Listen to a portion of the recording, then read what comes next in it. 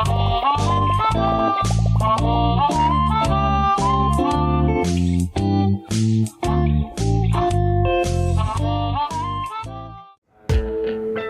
Sunday, we had our first ever bi-coastal mapping day. We simultaneously had mapping teams in San Francisco and New York. And the data you put in today will be there for not just for people, those with disabilities today, but for future generations. Firstly, I'd like to introduce Council Member Gail Brewer to say a few words. I'm really honored to be here for so many reasons. I do represent the west side of Manhattan, as some of you know, Upper West Side and parts of Hell's Kitchen. And that's what's so great about this AXS map. You make something accessible. It is good for all New Yorkers. Everybody uses the curb cuts.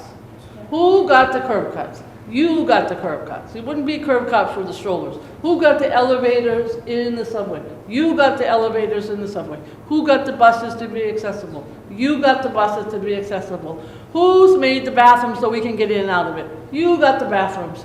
Who got the stores, those that exist, I know not all, we're working on that, to be accessible. You did. The list was on and on and on.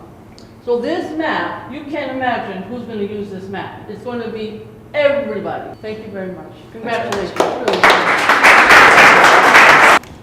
Great, so let's just split people up. Yeah. The New York crews hit the street. I want to start. Should we start that way? My blue icon. When Rita shows me that 3rd Avenue.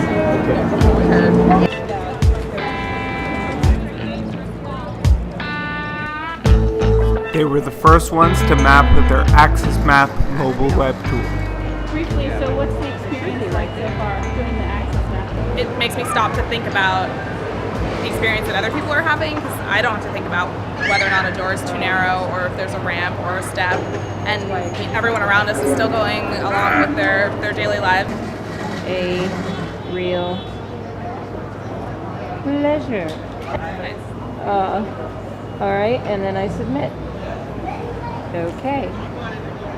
Ta-da! So Gabrela, how's this whole AXS Map thing? Oh, I'm getting the hang of it, and it's really fun. It's great because it's fun and you're helping everybody, including yourself. Accessibility is just, it's not just, a great thing, it's necessary. So we're doing a really good service by doing this, and we're having fun doing it, which is really cool. This is a great invention.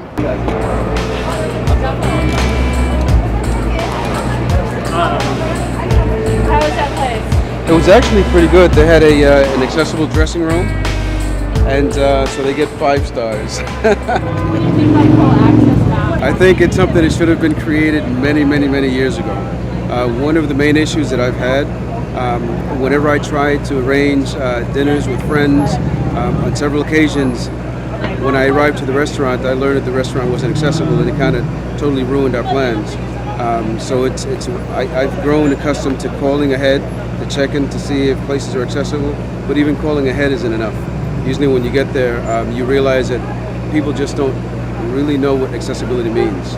Doorway may be too narrow, bathroom entrance the door may swing the wrong way and you're unable to close the bathroom door when you get in, or they may feel that a step that's 4 to 6 inches is kind of accessible, so they normally say that yes, it's accessible. So having something like this is ideal. It'll make life that much more easier for us. This is ABC Carpet and Home. Okay. The ownership of the store is very aware of the fact that the store has to be accessible to everyone who wants to use it. So we do have the ramp available so that you can come into the first floor. And then if you decide you want to see one of the other floors, either the basement or the second floor in this building, there is an elevator that's available. And hopefully this is suitable for you and anybody else who has the need. So, and we thank you very much for visiting us. Thank you so much for making it available.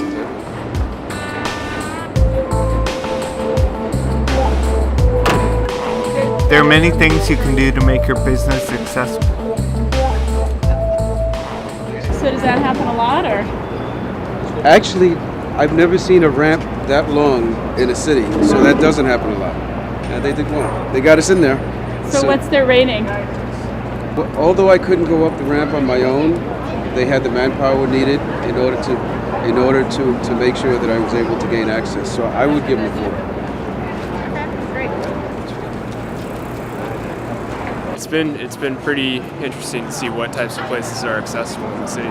It's definitely made me more aware. I think that I'll be much more conscious of it going forward, going into places, and I'm hoping that through helping to build up this program, we can make people more aware more broadly. But not every place tries to be accessible. So Equinox this is the second of their chain that they've built in the city, so it's an old building. So they didn't build accessibility into the structure, and they have like a alternative entrance that only has an elevator that goes to some floors. They don't have a ramp, so I gave them a 1. Afterwards, they debriefed on the day and video chatted with the San Francisco mappers. Any questions for us? Yeah, so we've got the volunteers here for the San Francisco group, and I guess, the big question is, how did it go? Did you guys, what do you think of accessibility in New York, and how did the mapping go? We had a good time, and I found there in Manhattan there